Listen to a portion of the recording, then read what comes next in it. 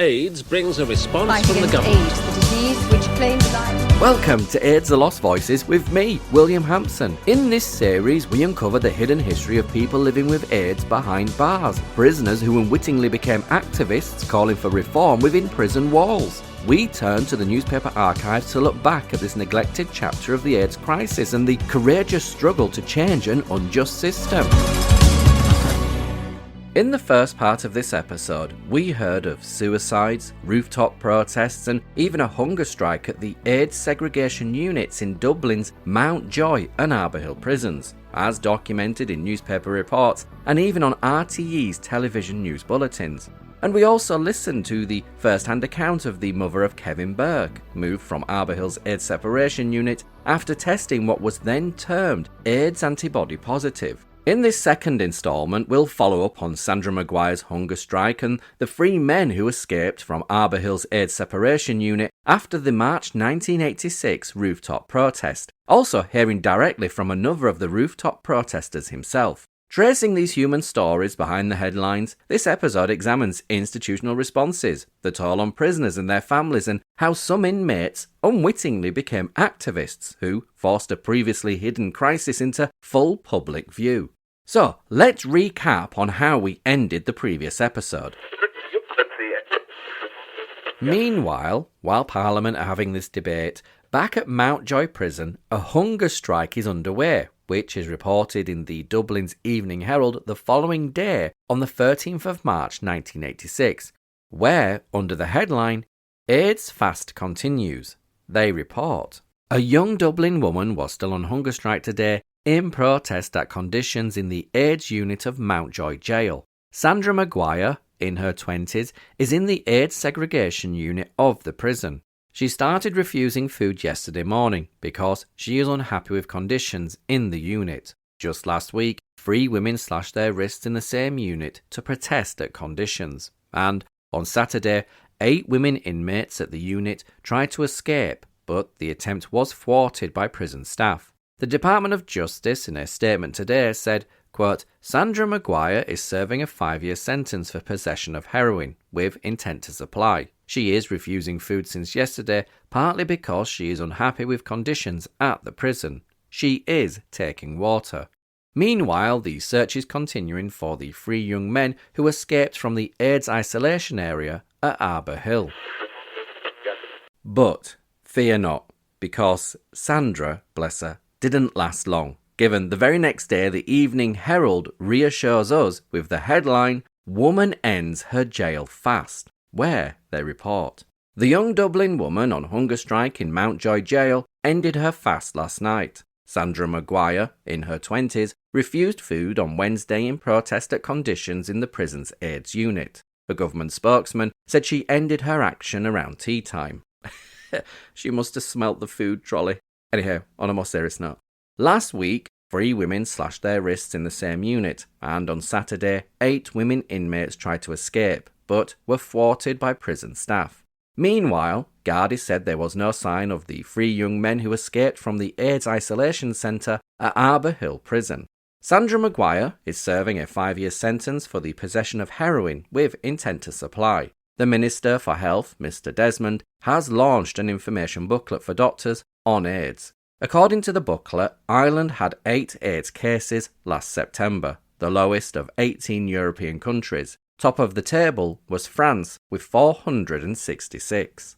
Now, I couldn't find out what happened to Sandra Maguire after, but as with Kevin Burke, I'll keep digging and hopefully by the end of this series I can bring you news on both. Then, 5 days after the escape of the 3 prisoners, George Cummins, Dermot Fitzpatrick and Michael Kennedy, who escaped Arbour Hill's AIDS prison unit, one of them, which one I couldn't establish, has tremendous balls to give an interview about his escape to Ireland's RTE radio and to a Sunday tabloid, prompting an irritated Michael Woods, who is kind of the shadow minister in opposition to the sitting government, to give comment to the Irish Independent on Monday the 17th of March 1986, where they report, fugitives who escaped from the AIDS antibodies separation unit at Arbour Hill prison should be captured as quickly as possible for their own sakes and the sake of the community, said Mr Michael Woods, Fianna Fáil Justice spokesman. Now, for those of us that are outside the Republic of Ireland, Fianna Fáil is a political party which, at the time of March 1986, was in opposition to the sitting government. And the article goes on. One of the fugitives who has been interviewed on RTE radio and by the Sunday World newspaper, can you believe it? He's on the run and he's been interviewed by RTE radio and the Sunday World newspaper, was a heroin addict and was a possible danger to himself and others who come into contact with him, said Mr. Woods. Quote, if he begins injecting drugs, the needles could infect others with the AIDS antibodies, end quote, he added. I couldn't establish whether it was George Cummins, Dermot Fitzpatrick or Michael Kennedy who gave the interview because I couldn't find the original radio clip, nor Ireland's Sunday tabloid, the Sunday World, given that they only maintain an archive back to 2006 and we need the article from Sunday the 16th of March 1986 and oddly, none of the other newspapers picked up the story in the days that followed. But it wasn't just AIDS spreading in Ireland's prisons, panic spread alongside it, and even spilled beyond the prison walls. On the 6th of April 1986, the Sunday Independent captured and amplified that fear with the headline, Hospital Staff in AIDS Scare, where the Irish Independent newspaper reported. Healthcare workers in Dublin hospitals dealing with AIDS virus cases are seeking adequate insurance cover in case they contract the killer disease while treating the patients. Surgeons, doctors, nurses and technicians in the 4 North City hospitals serving the Arbour AIDS Isolation Unit, where currently there are 53 prisoners with the antibodies, are worried that the existing sickness benefit schemes are not sufficient. Now, the issue is being taken up with the Department of Health and the insurance companies. Mr. J.D. Kenny, the secretary/manager of Jervis Street Hospital, confirmed to the Sunday Independent last night. The other hospitals, quote, on call, end quote, for Arbour Hill are the Mater, St Lawrence's and James Connolly Memorial Hospital. According to medical sources, they are usually dealing with 1 or 2 AIDS virus cases every week. Dr. John Fielding, Professor of Medicine at the College of Surgeons, said yesterday, quote, as far as I am aware, representations are being made to the Department of Health because, as of now, healthcare workers have no specific insurance cover should they contract the virus. Medical staff are particularly worried they might catch AIDS if they should accidentally cut themselves while treating a patient. Unlike other sicknesses staff are open to, AIDS would mean immediate retirement and even death. Hang on a minute though, just a slight observation here. Weren't they saying in the same month of March 1986 about the prisoners that, they won't all go on to develop AIDS, so there's nothing to worry about? And didn't they give a statistic that only 10% of people with the antibodies would go on to develop AIDS? That was the statistic because they were prisoners. But here, in a medical setting, medical staff, people that are doing good, AIDS would mean immediate retirement and even death. It's just an observation, make of it what you will.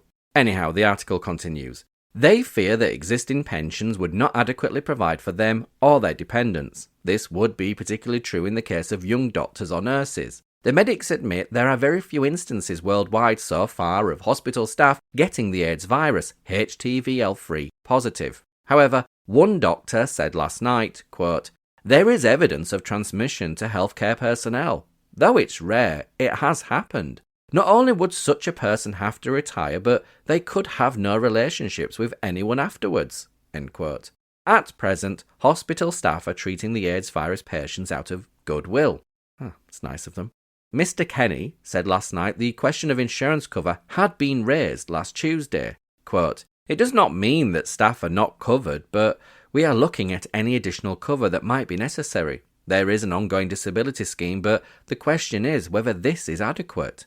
My own view is that we should examine the risks our staff are exposed to, the potential of them getting the virus, and see what the impact would be. End quote. And then, in a sort of domino effect, or as we covered in a previous episode, APES, AIDS-induced panic syndrome, the same fears then spill over to the Gardaí, which for those of us outside the Republic of Ireland is their police, where the Irish Independent newspaper on the 9th of April 1986 ran the headline, AIDS victims kept 10 to a cell made for free, where they report. Up to 10 remand prisoners with infectious diseases like AIDS and hepatitis B were being kept in cells designed for free in Dublin's Bridewell station, and in these primitive and overcrowded conditions, one towel was used by all prisoners, male and female, who also had to eat their food seated on the floor. Oh, gosh, I know prison's not meant to be a luxury or a hotel, but Jesus Christ. The cells there should be renovated immediately. Bridewell-based Sergeant Michael Kennelly told delegates to the Association of Garda Sergeants and Inspectors annual conference in Limerick. The conference passed a motion calling for compensation for Gardaí who became infected. Sergeant Kennelly told the delegates the Bridewell catered for 18,000 prisoners a year. AIDS prisoners kept in Arbour and female prisoners in a segregated unit in Mountjoy prison were bundled into vans and taken to the Bridewell daily. Recently, he said, the Department of Justice had installed bunk beds in cells which were so rough that females were able to slash their wrists on them and spit their blood at the Gardaí. Cattle would not lie on beds without bedding, but yet humans were expected to lie on them without a mattress, the sergeant said. He referred to two major infectious diseases, AIDS and hepatitis B, and claimed that 30% of all drug abusers were affected by AIDS or were carriers. Hepatitis B was even easier to pick up and far more resilient, and survived for a long time. Sergeant Kennelly said cells in the Bridewell were smeared with excreta on the walls, just as the H-blocks had been during the protests there. There was, he said, only one wash basin for males and another for females, and one towel for all prisoners. In the prison service, blankets used by AIDS contacts were destroyed, but this was not done in the Bridewell. He said that doctors were now refusing to attend drug addicts detained there, and ambulance crews had refused to take AIDS-infected people to hospital for treatment. Sergeant Michael Clifford of Rathmines, Dublin, told the delegates that there was no proper accommodation in any of the Garda stations, such as washrooms or sleeping rooms. Stations were not cleaned often enough, and there was not adequate supplies of disposable clothing. He called for interview rooms, a doctor's room, separate wash facilities, an adequate supply of disposable utensils, clothing and drugs, a professional cleaning service, shower units, and utensils and equipment. Oh, it just sounds like a living hell, doesn't it? And you'd expect that this would deter even the most hardened or repeat offenders and prisoners from wanting to go back there, but I suppose really, it does sound like the police really calling for all these renovations and upgrades and the equipment doesn't benefit just them, it also benefits the prisoners. But, anyhow, while that all rumbles on, all the while the three men who escaped from Arbour Hills Prison's AIDS separation unit are still on the run, until the Irish Independent on the 16th of April 1986, some 5 weeks after the escape, report. One of the men who recently escaped from Arbour Hill Prison in Dublin, George Cummins, was back in custody last night following a raid by detectives in the Crumlin area. The man was arrested with a second in a search operation which followed an armed bank robbery in Terenure. Some of the £7,000 proceeds of the robbery was also recovered. The drama began when a three-man armed gang held up staff at the Rafarnham Road, Terenure branch of Allied Irish Banks. The getaway car was abandoned a short time later in Crumlin, and the raid by detectives took place soon after. I do apologise if anybody from Ireland is listening at me butchering these names. I am trying to verify the pronunciation, and me as well with Granny Doris Flynn and her parents hailing from Sligo and Mayo in Ireland, so I do have Irish roots, so hopefully I can be forgiven. Anyhow, the only Allied Irish bank robbery I could find in the press cited that there were three men undertaking an armed raid, but the article and its accompanying photograph placed the bank at Bagot Street rather than in Terenure on the 4th of April 1986. This discrepancy could simply be a reporting error, not uncommon in hurried coverage, arising from mistaken attribution to the branch location. But, to be fair, when sifting through the press archives before and after the month of April 1986, there didn't seem to be a day that went by when there wasn't an armed bank robbery in Dublin, given that drug abuse was so high. Anyhow, George Cummins is back inside, leaving only Dermot Fitzpatrick and Michael Kennedy on the run, until 2 weeks to the day Dublin's Evening Herald on the 30th of April 1986 run the headline, "Jail Escaper is Recaptured."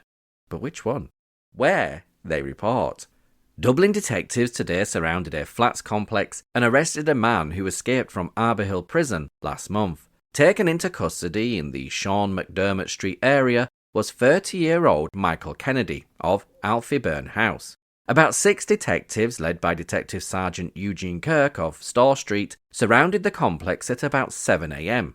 Kennedy escaped with 2 others, all from the AIDS isolation area of the prison, on March the 11th by scaling a high wall. A second escapee was arrested 2 weeks ago, which we've just heard was George Cummings. Do you know, I'm trying to have a word with myself here, and am I the only one that's feeling a little bit cheesed off that they've been caught?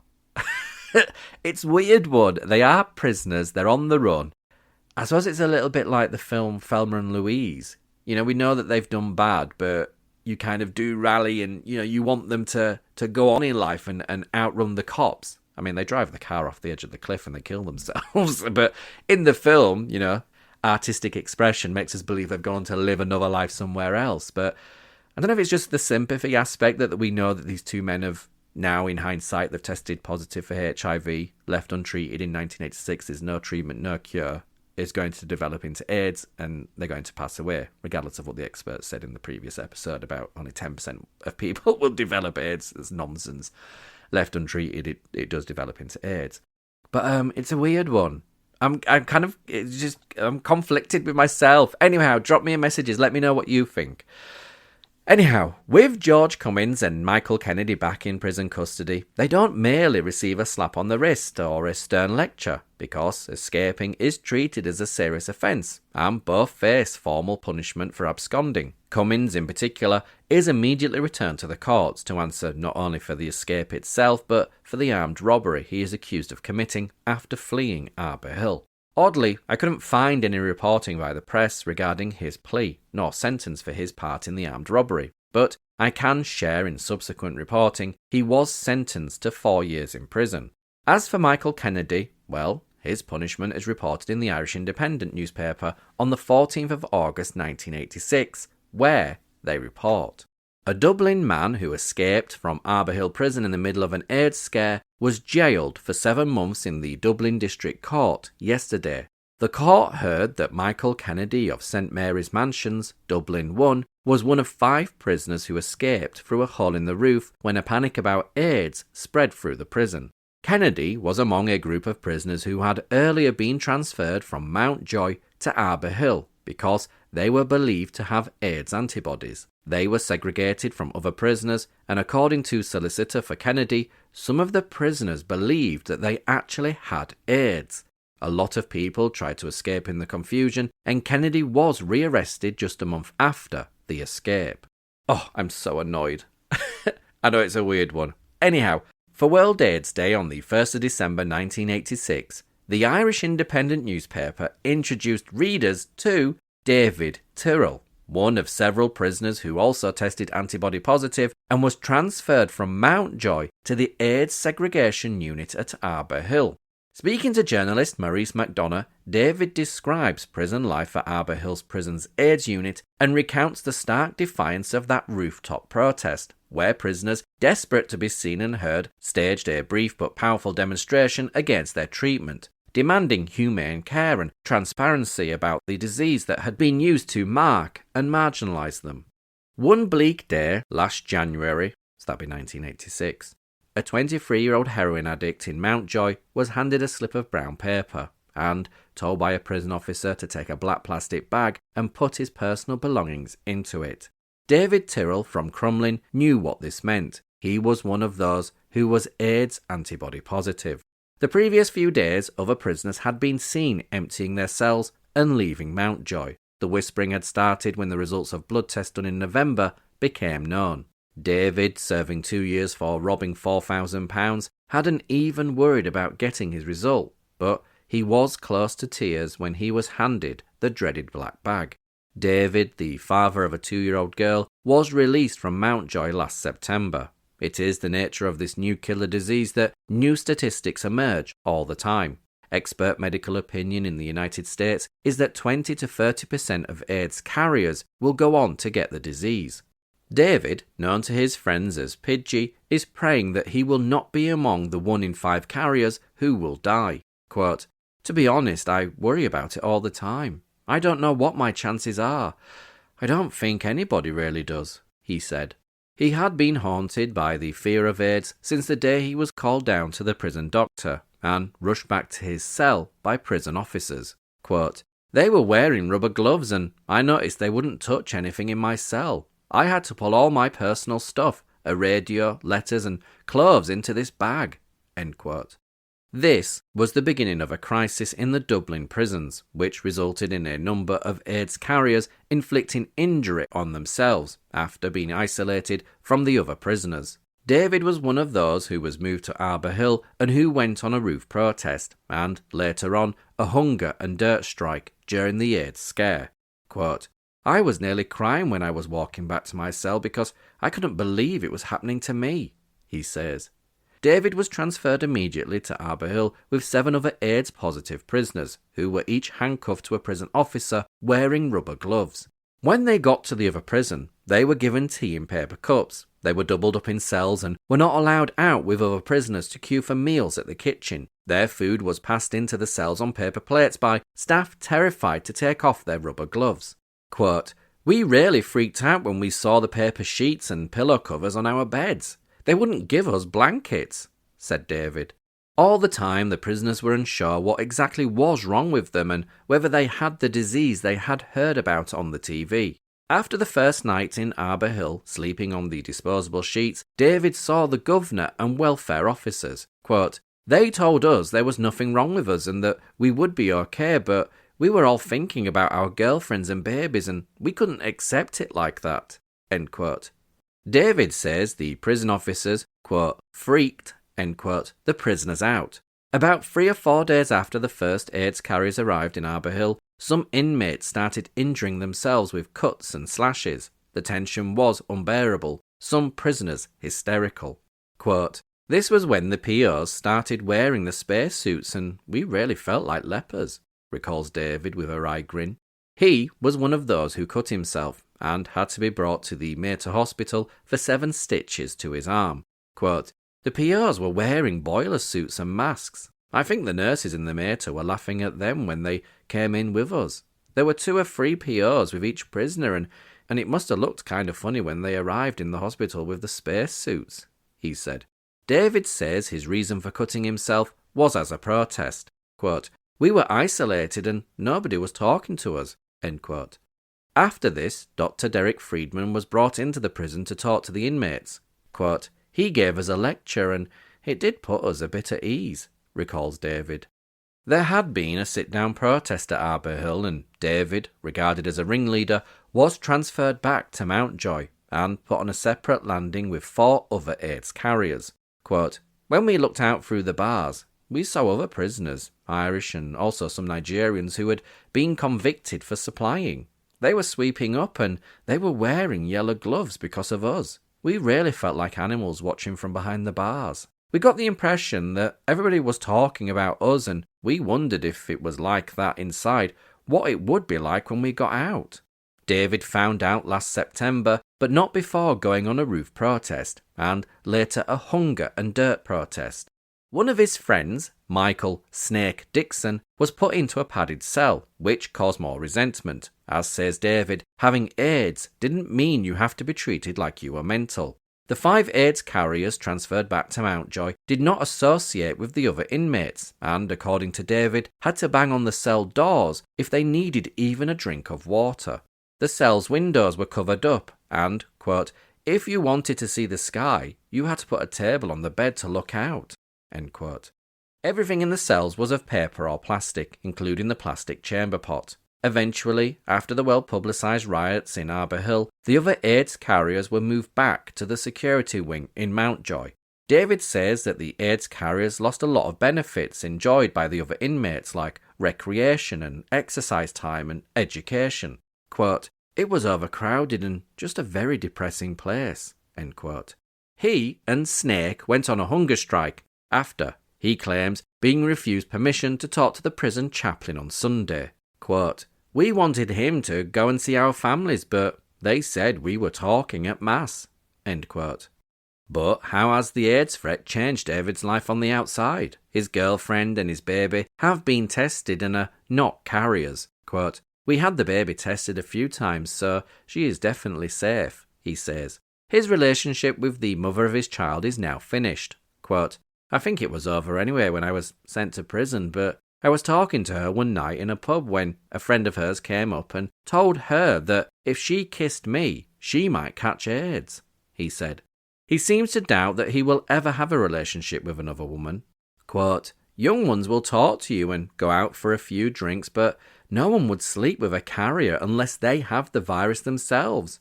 That's just the way it is. I wouldn't like to give it to anyone else," he says. David seems to have a policy of telling everyone he meets about the virus. Quote, "Most of the crowd know. They all react differently. Sometimes you're sitting in a pub and you see someone reading an evening paper and more than likely there will be a big AIDS headline. You can see them looking over the top of the paper at you, sometimes." His friends always make him feel welcome in their homes. Quote, "Nobody has ever given me tea in a paper cup, but I don't know what they do with the cup when I go," he said. People's ignorance about AIDS makes things more difficult, and David admits readily that he was as ignorant as anybody else the day he learned he was AIDS antibody positive. Quote, "I remember saying to some of the lads inside, 'I have the other yolk.' I couldn't even say I have the AIDS virus." End quote. He has got lots of advice from medical experts at this stage about eating well, getting exercise, limiting his alcohol intake, and so on. But he's obviously pessimistic about the benefit of this. Quote, "It is like the story of cancer all over again. You can see that even the doctors know very little about it because if they did, they would do something. They are just trying out things as they go along." End quote. Not that David and his pals aren't being a lot more cautious about their health than before. Quote, "One of the other lads had a cold yesterday and he went straight down to the doctor. If I felt a sneeze coming on, I'd do the same," he says. When he left the prison, he was advised to watch out for warning signs like lumps on his neck, colds, the sweats, and admits that the slightest sign of a cold sore or cold would terrify him. David is one of 9 children, describes himself as a, quote, "petty criminal," end quote, and has been in and out of prison since he was 16. He smoked pot for years, and when his mother died 5 years ago, a friend, trying to take him out of his depression, gave him heroin. He loved the highs. The gear was easily available, and the only problem was to beg, borrow, or, more often, steal £40 each fixed cost. He has no doubt about how he got the AIDS virus. Quote, "It was definitely dirty needles. When you're desperate for the gear, you don't care who else used the needle." End quote. When David went into prison, his own clothes were taken from him. He was showered, strip-searched, and given prison clothes. The gear he had in his mouth was not found. He explained that it's not difficult to half swallow it, so it can't be found. But eventually, he had to go through the whole withdrawal scene in prison, and shudders when he remembers it. He says he did not get any more drugs while in prison. Quote, "When I found out I had the antibody, my first reaction was to go back on the gear. I thought, there is no cure for this, so figured it was pointless giving up the drugs." End quote. However, he says he is now clean and hopes to stay that way as he doesn't want to be waking up at night in the horrors wondering where he will get £40. Despite admitting his addiction and the fact that he has served a lot of time, he resents the fact that he is regularly stopped by Gardaí and searched for the gear. When this interview was being conducted, a squad car pulled up and 2 Gardaí searched him on the street in the city centre. Ironically, his record as a petty criminal and drug abuser causes more trouble than the fact that he has the AIDS virus. David Pidgey Tyrrell was far from a model prisoner. He says one prison officer dubbed him Gaddafi.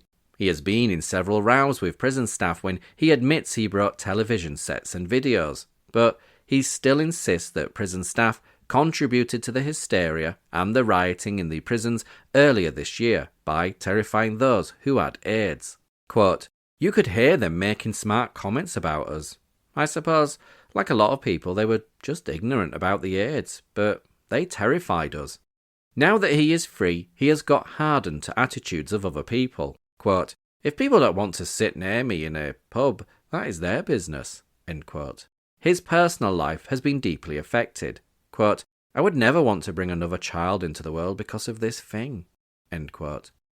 Oh, what a really sad but courageous and fascinating insight. And I say courageous because we have to remember this is Ireland. You've got the religious backdrop to going public with a photograph of David in this newspaper talking about effectively he's got HIV. It really is brave of him. And hearing from David there about paper cups, paper plates, paper sheets and pillowcases, I mean, are you kidding me? I know prison's not meant to be comfortable or luxurious, but that really is like taking the piss, no? And then you've got no doubt, there's no question about it, we didn't even have to be there. You would have known that the prison guards would have been taunting these prisoners about them having the virus and treating them with rubber gloves and things like this. So you know that would have happened because it's a case of, well, these are prisoners, who cares? They've done wrong. But what we need to remember is their HIV/AIDS diagnosis was not the form of punishment for their crimes. The imprisonment was the punishment for their crimes, but we'll get onto that more later. But oh gosh, David, what a fascinating insight. And researching what happened to David after that 1986 interview was initially encouraging. 1987, nothing. 1988, nothing. 89, 90, 91, 2001, no press reports, no death record, no obituary. It was all very encouraging. Taken together, the pattern made it likely that David survived long enough to access antiretroviral therapy, the modern-day combination treatments that began transforming HIV from a fatal diagnosis into a manageable chronic condition from around 1996. And then, on the 14th of April 2007, the Irish Independent newspaper ran the headline, "Probe into Death of Man Who Collapsed After Arrest," where they report, "A Garda inquiry is underway into the death of a man who had previously been in Garda custody. State pathologist Dr. Marie Cassidy will conduct a post-mortem today on the man who died in the Mater Hospital yesterday.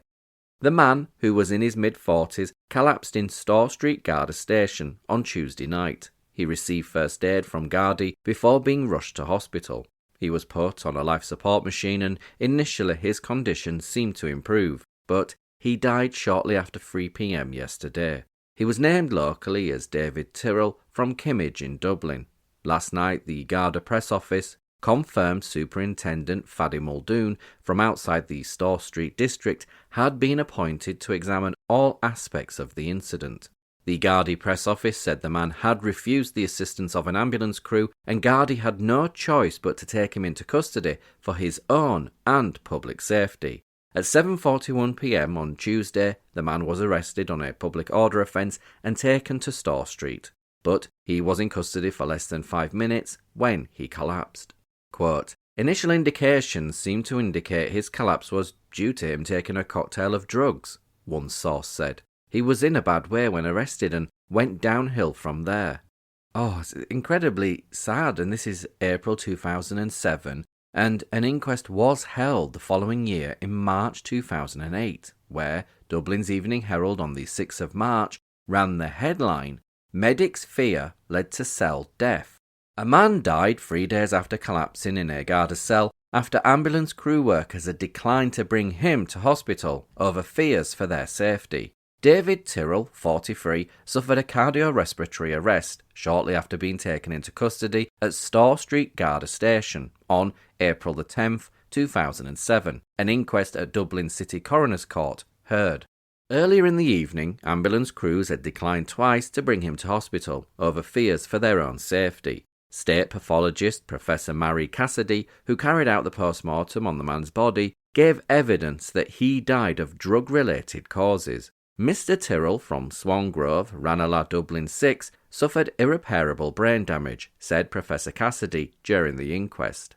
Emergency services were called to flats on Dominic Street, Dublin 1, twice on the night to attend Mr. Tyrrell. The ambulance crew said they judged the situation to be, quote, volatile, end quote, and waited for Gardaí as a large crowd had gathered. Gardaí, after the ambulance crew informed them Tyrrell had refused to get into the ambulance, called for a patrol car to bring him to Store Street Garda station. The Gardaí were also told that Mr. Tyrrell was intoxicated, but wasn't in medical danger.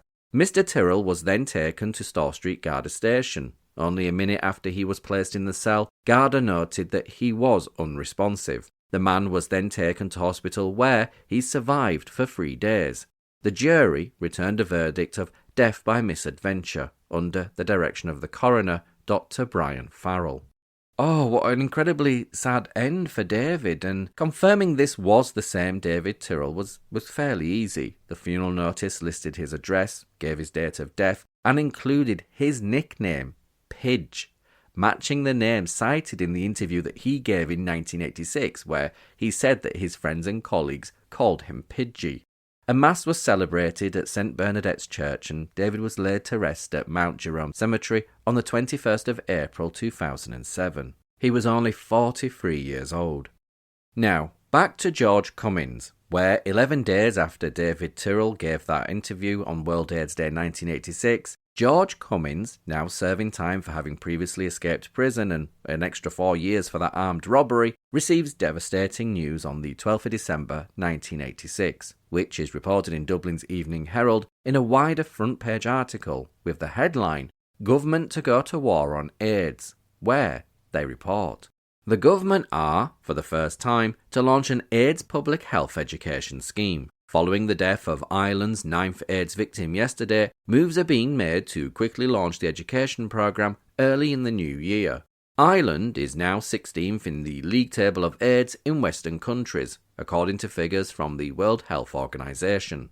The Health Education Bureau and the Department of Health, who are jointly running the programme, are hoping to learn from the American experience before they launch the education scheme next year. Over 24,000 cases of AIDS have been reported in the USA since the disease was first identified there in 1982. The Health Education Bureau and the Health Department are keeping in close touch with information schemes launched in Britain and America to curb AIDS.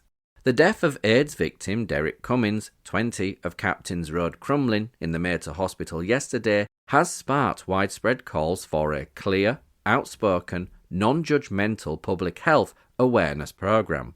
Mr. Cummins, who was released from Mountjoy jail on compassionate grounds, was the first ex-prisoner to have died because of AIDS. He had been serving a 5-year sentence for armed robbery and was transferred to the Mater Hospital after developing pneumonia.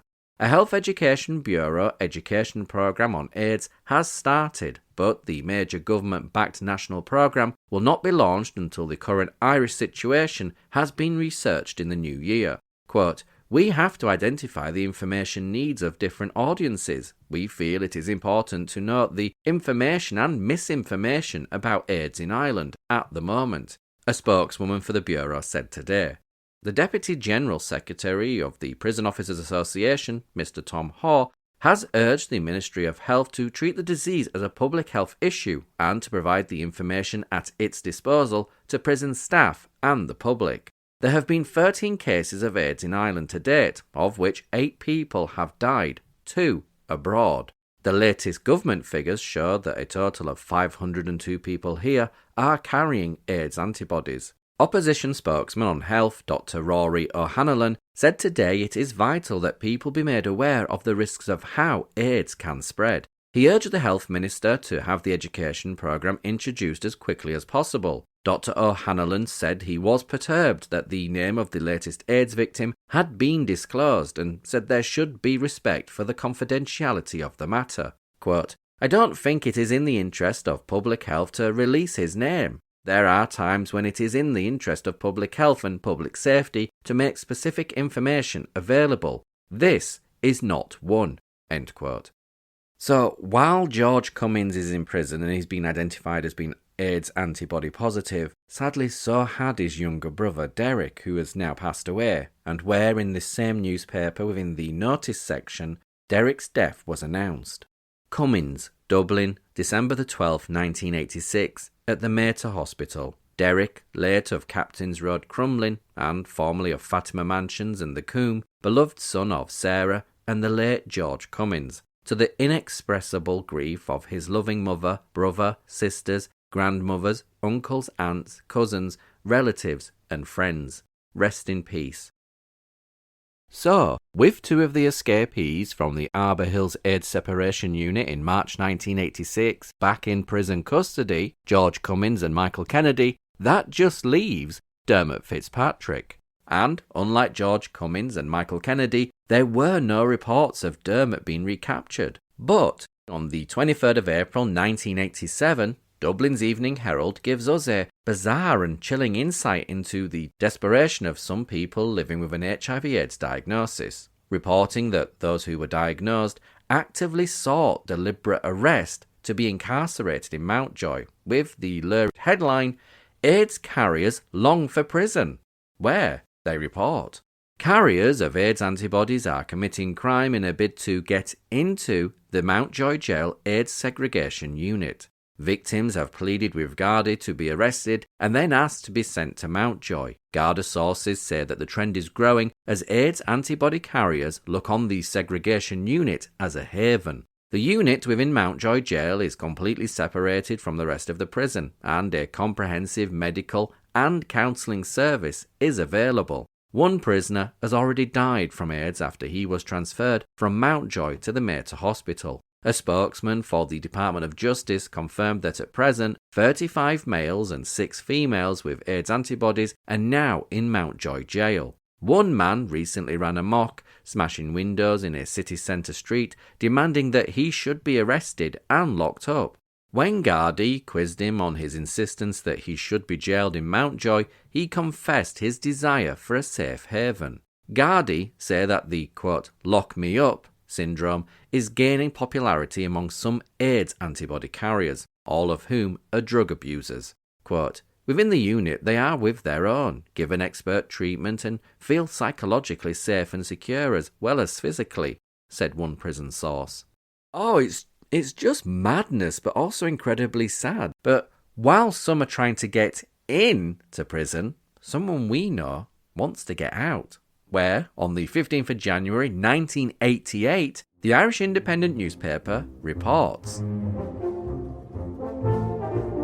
A criminal who had been jailed after a shootout with detectives dived through a hospital window to freedom when he realised that his armed escort had been withdrawn. The withdrawal of the escort for Dubliner George Cummins while visiting the Mater Hospital has caused anger within the Prison Officers Association, who claim it was a clear breach of instructions from the prison governor at Mountjoy. Cummins, jailed for 4 years after he and 3 accomplices had been caught following a robbery and shootout near Island Bridge, has AIDS antibodies and was being taken to the Mater Hospital for treatment when the escape happened. He dived through a window after the handcuffs had been removed, but he was recaptured on Barclay Road. 2 prison officers and a chief officer accompanied him, a change from normal procedure for him, as he is afforded an armed escort normally.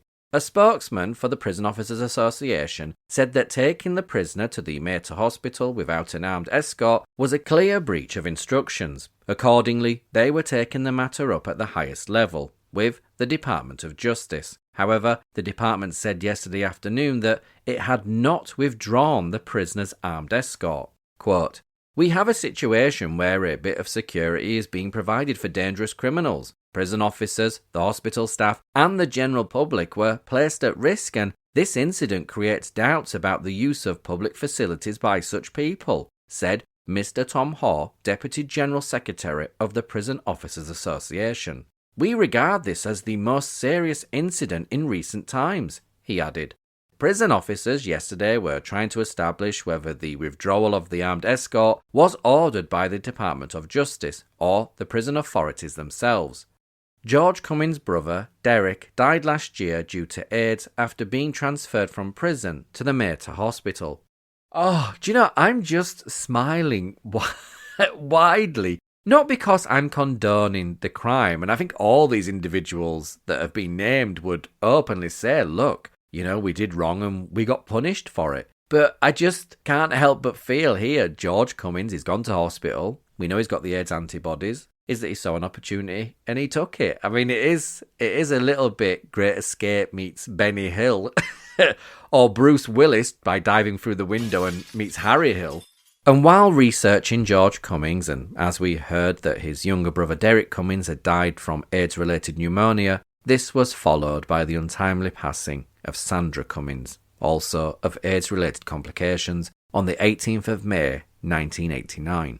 Dublin, May the 18th, 1989, at her residence in Turvey Avenue, Inchicore, Sandra, beloved daughter of Sarah and the late George Cummings, to the inexpressible grief of her loving daughter, son, mother, brother, sisters, grandmother, aunts, uncles, and large circle of friends. May she rest in peace. And then, just over 2.5 years later, on the 29th of December 1991, George Cummings sadly passed away. A notice was placed in the Dublin Evening Herald, which reads, Cummings, Dublin, December 29th, 1991, at his residence, Turvey Avenue, Inchicore, George, beloved son of Sarah and the late George, deeply regretted by his loving mammy, sisters Karen and Sinead, daughter Georgina, niece, nephews, aunts, uncles, cousins, relatives, and a large circle of friends. Rest in peace. Sarah Cummings is a mother and widow who has endured the unthinkable. 3 of her children lost to AIDS. Derek in 1986, Sandra in 1989, and most recently George in late 1991. In the months leading up to the first anniversary of George's death, she agreed, alongside another bereaved mother, to take part in a documentary for Ireland's national television network, RTE, that lays bare the personal cost of the epidemic on Irish families. And for World AIDS Day on the 1st of December 1992, the Irish newspaper The Star ran a 2-page spread under the headline, Women of Courage. They watched as sons and daughters died from AIDS, featuring a photograph of George Cummings, his sister Karen Cummings, who survived her siblings, and their mother, Sarah Cummings, along with an excerpt of a letter signed by Sandra, who died as a result of AIDS in 1989. The heartache and sorrow is etched deeply into their still proud faces. Unquestionably, these 2 Dublin grandmothers have suffered much over the past few years, more than most people could possibly bear, and tonight the nation will share in the grief of Marie Dempsey and widow Sarah Cummings, as they dramatically relive their harrowing and, at times, shocking stories of watching 4 of their children die painful deaths from the killer disease AIDS. Other sons and daughters are drug users with either HIV or the full-blown virus, yet these incredible women battle on courageously day after day, between them raising their 7 grandchildren left orphans. To mark World AIDS Day, RTE1 are screening their heart-rending and disturbing story in a special hour-long documentary, They Call Me Mammy Now, tonight at 9:30 p.m, which will shock and move many people to tears. As Sarah says, quote, Yes, my grandchildren now call me Mammy because I am their mammy. It's all they have. I don't know what I would have done without those children. I probably would have walked into the canal. My own children were too young to die. God took 2 boys and a girl and gave me 2 boys and a girl. These kids are now my life. AIDS is like a plague all around Dolphin's Barn and the Coombe, but thankfully none of my grandchildren have the virus. I don't think I could handle that. I worry for my grandchildren, and if they were 16, I would put condoms in their pockets." End quote. Without doubt, it is a programme that should be made compulsory viewing in every school in the country to make everyone aware of the despair and tragedy facing thousands of families because of the implications of drug taking. As producer Anne McCabe says, quote, "Both these women speak in an intimate, courageous and honest way of watching their children dying. The reason they are honest is that they are angry. They have been through so much and they want the world to hear their story and particularly to warn young people about the dangers of drugs. In the early 80s, nobody knew that heroin addiction was also going to prove a killer through the transmission of AIDS, but we know now." End quote. Certainly, Marie Dempsey and Sarah Cummings know more and suffered more than most. They have watched helplessly as one after another of their loved ones died. The effect was like a knife going through their hearts. Sarah, also from the inner city, had 6 children. 3 have already died of AIDS, including her 18-year-old son, Derek. She is now rearing 4 grandchildren, as well as her own mentally handicapped daughter, Sinead. Sarah Cummins knew that some of her children were into drug taking, but, like most people in the early 80s, knew nothing about AIDS. She said, quote, "When the doctor told me my daughter Sandra had AIDS, I was shocked. I cried so much I had no tears left. At times my tears washed her while I was trying to bathe her. We spoke often about her dying and of the children. She even wrote a farewell letter to me telling us of her love and how she would miss me and the kids. She died in May 1989, aged only 27. My son, George, was sentenced to 5 years in prison for robbery. When he was 7 months inside, he developed chest pains and was tested positive for AIDS. He was very ill and could barely eat. He was very thin and you could see the pain in his face. The sad thing is that he'd been off drugs for 7 years and was clean. When he was released early from prison because of his illness, he said to me, 'I'm free. They've sent me out dying.' He was released on December the 16th and he remarked, 'Mandela is free, George is free,' but he knew he was dying. At the end, I held his hand and told him I loved him. He died on December the 26th last." End quote.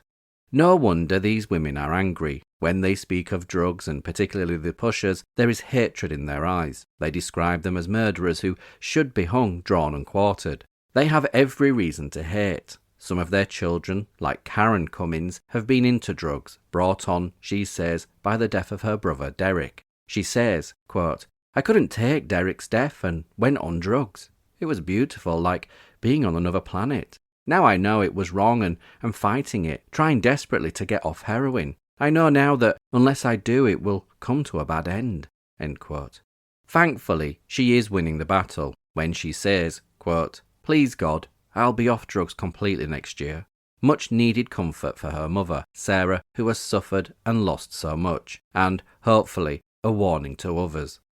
Oh, what a sad but interesting insight, and I couldn't find any trace in the RTE archives of that documentary, They Call Me Mammy Now, that aired on Ireland's national television and radio broadcaster, RTE, and maybe hopefully if someone from RTE is listening that they could make that available, because it sounds like it could be a very powerful and useful insight that would be just as useful today as it was back in the 1990s. But, it's just incredibly sad. Sarah Cummins passed away peacefully at home on the 26th of April 2006 and was laid to rest with her late husband George Cummins and their 4 children, Bridget, Derek, Sandra and George, who all predeceased her. At the time of Sarah's passing, she was survived by her 2 daughters, Karen and Sinead, and the grandchildren that she lovingly raised as her own, following the death of her own daughter, Sandra, and a wider circle of family who will remember her warmth and devotion.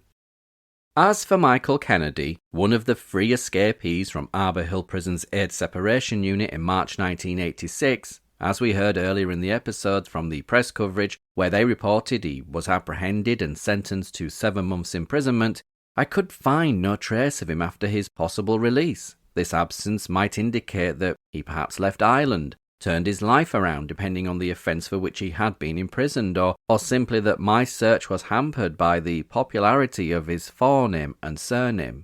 But I'll keep at it, and hopefully by the end of the series I'll have some further information.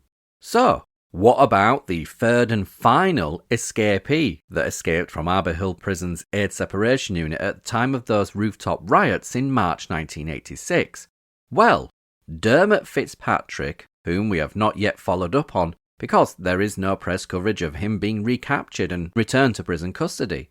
But later press coverage does show that he must have been back in Mountjoy Prison's AIDS separation unit between May and December 1986 because, as you're about to hear, he was granted temporary release and was out by April 1987, but promptly found himself in trouble, where on the 16th of July 1987, Dublin's Evening Herald ran the headline, 10 years for armed robbery, where, they report, a judge jailed 2 men each for 10 years for armed robbery today. Mr. Justice Frank Rowe told Paul Kavanagh and Dermot Fitzpatrick in the Circuit Criminal Court, quote, "Armed robbery appears to be on the increase and innocent people are being put at risk. The only way it can be curtailed is by imposing fairly lengthy sentences. The courts have to take a serious view of the matters and hand down exemplary sentences.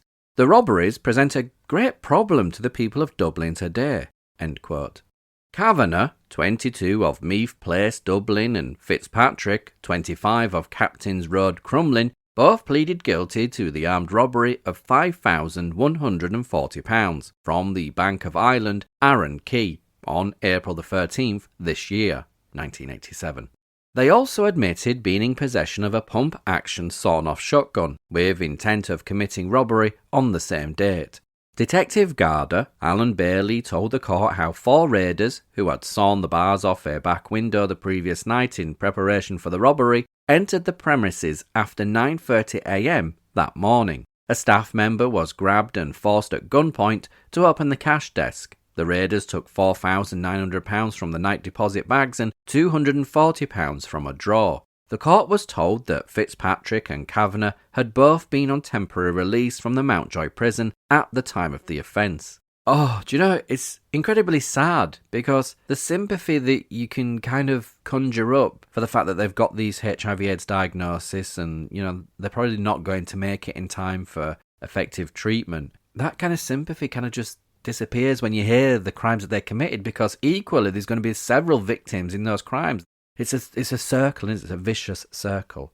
Anyhow, out of the 10-year sentence, Dermot serves 6 years and is released around 1993. The next time that he features in the Irish press is in 1998, 5 years after his release, where the reports on Dermot Fitzpatrick might not be as you'd perhaps think. Because on the 14th of March 1998, both the Irish Independent and the Dublin Evening Herald carried the story, where the Evening Herald reported, "Crumlin man Derek Fitzpatrick, 34, was once a con and heroin addict. Now he's free of drugs, but HIV positive. Dermot's story is told in a harrowing documentary on RTE1 next week as part of the Against the Odds series. The programme was the first commission for producer Mick O'Kane, brother of award-winning journalist Maggie O'Kane. Quote, "What interested me was how criminal activity affects not only the person committing the crime, but the whole family unit," end quote, says O'Kane, who first met Dermot in July 1997. Dermot, currently living with his mother in Crumlin, first became involved with crime as a young teenager. By the age of 20, he was addicted to cocaine and was regularly in and out of Ireland's homes and prisons. In 1985, while in Mountjoy, Dermot was among the first batch of Irish prisoners to be told they were HIV positive. 13 years on, Dermot is clean and no longer involved in crime. His story is told in A Needle and the Damage Done, which provides a unique insight into the tragedies surrounding criminal life, and is broadcast on March the 19th at 8:30 p.m. And above the article is a headshot of Dermot Fitzpatrick, with the header, "Drug-free against the odds," and with the caption, "Reformed. Dermot Fitzpatrick has fought back from heroin addiction. His life story will be told in an RTE documentary this week." And I couldn't locate the documentary, but hopefully this episode will reach RTE or producer Michael O'Kane, or perhaps I could send them an email, and the documentaries could be added to their online archive, because Dermot's story still has the power to change lives by confronting addiction and HIV/AIDS stigma today, just as it did then. Let's hope someone's listening. And on the same day, the Irish Independent blurb on the documentary stated, quote, "Now clean and no longer involved in crime, Dermot, who lives with his mother in Crumlin, is getting through the day on a cocktail of medication to control his HIV. He has just found his first job and harbours a dream of becoming an addiction counsellor for teenagers." End quote. And we get a sense of Dermot's drive in this field where, 2 months after the documentary aired, the Irish Times followed up on the 25th of May 1998. Dermot Fitzpatrick spent 18 years taking heroin and spent most of that time in prison. He describes prison as being, quote, "like a drug supermarket. You walk around for a while and you'll have 4 or 5 people asking what you're looking for. they're actually selling drugs. There are non-users sharing with addicts who are leaving syringes and spikes all over the cells. People are going down to Portlaoise and Shelton Abbey just to get away from it, and their families have major difficulty in visiting them. When Dermot served his first prison sentence at the end of the 1970s, he told prison doctors he had a drug problem. They gave him a sleeping tablet. Quote, "They weren't used to people coming in the way they come now. There were no detox or maintenance programs then. Over the years, the prison management have set up some programs, but I don't think enough is being done. People might get a 2 or 3 week maintenance and detoxification crash course in prison, even if they have been on Phyceptone or heroin for years, and that's it. The money that's going on prisons is being spent on security, more cages or more barbed wire, and there's nothing geared towards programs for prisoners." End quote. It costs a lot of money to look after these people medically when they leave prison without having had any treatment. Combination therapy for HIV costs between £12,000 and £16,000 a year. Quote, "There's no counselling or no support for people getting out of prison either. People with drug problems are sent out with a black bag full of their possessions, and they're lucky if they have £5 in their prison accounts for a taxi home." Dermot knows from his own experience the ease with which ex-prisoners fall back into the habit of scoring heroin and stealing to pay for it. Quote, "I was getting out of prison and I wasn't doing anything about my addiction. I was hanging around the same people. Within a couple of weeks, I was strung out again and back involved in crime. I had to do something very drastic to get off drugs. The last time I got out of prison, I blanked all my friends. I told them not to knock on my door anymore and that I didn't want to go drinking with them because I wanted to get away from the drugs scene. It was the hardest thing I ever had to do. It's even harder in prison. As soon as you open your mouth, it's all over prison, and then you've prisoners slagging you. You might get a beating. Why aren't there progressive programs set up that allow people to take that step forward?" Oh, isn't it amazing? We probably would judge individuals like Dermot, raise an eyebrow, wag our fingers, have no sympathy for them whatsoever for the crimes they've committed, but essentially, Dermot's got a degree in life experience of crime and drug addiction and is now turning his life around to be able to go on and advise young people to break the cycle. But then, 3 years later, a notice was placed in the Irish Independent newspaper on the 6th of November 2001, which reads, "Fitzpatrick, Dublin, November the 4th, 2001. Peacefully, at Our Lady's Hospice, Harold's Cross, Dermot, late of Captain's Road, Crumlin, and formerly of York Street, deeply regretted by his loving mother Teresa, brothers, sisters, brother-in-laws, sister-in-laws, nieces, nephews, girlfriend Rita, Wendy, and Amy, relatives and friends. Rest in peace." Dermot Fitzpatrick was only 38 years old, and the following year, in marking the first anniversary of his untimely passing, the family placed a series of tributes. Amongst those of his siblings, Dermot's mother Teresa wrote, "In loving memory of my dear son Dermot, who died November the 4th, late of Captain's Road. My first year without you, the saddest I have known. I treasure every thought of you, especially when I am alone. Although I cannot see you, you're with me night and day. The love we shared between us will never go away. The pain and tears I try to hide of a heart that's broken deep inside. I will love you and miss you always from your mam, Teresa." Mass offered. Also, the following tribute: "On this day we light a candle and say a special prayer. We take a trip down memory lane and know that you will be there. Our hearts are full of memories. With pride we speak your name. Though life goes on without you, it will never be the same. Lovingly remembered by all those who knew him at the Pathways Project." Now, I was unable to confirm whether the final tribute was left because Dermot was one of Pathway Project's service users, or because he had served as a support worker or volunteer. Now, I'm inclined to believe it's the latter, given that Pathways Project was not established until 1996, 3 years after Dermot had already left prison, and he shared that he had immediately addressed his drug addiction successfully upon that release in 1993. I did locate a 1998 advertisement for a support worker that outlines the work and activities the Pathways Project undertook, which reads, Pathways Projects wishes to employ a part-time support worker, 20 hours a week, to work with and support individuals who are either recovering or are attempting to come to terms with their drug addiction. The Pathways Project is a post-release centre for ex-prisoners whose main aim is to provide a guidance and support service for ex-prisoners on release. The vast majority of the participants have a history of drug abuse. Whatever Dermot Fitzpatrick's involvement, he remained proof that addiction need not define a life and that recovery is possible. By speaking publicly about his struggles and choices in life, he did two vital things at once. He educated others on practical ways to manage substance dependence, including treatment pathways, peer support and harm reduction approaches, and he challenged the stigma surrounding HIV and AIDS. In doing so, Dermot became a powerful example of resilience and a catalyst for both personal and public change. His voice and story should continue to educate and empower others, even though he is no longer with us.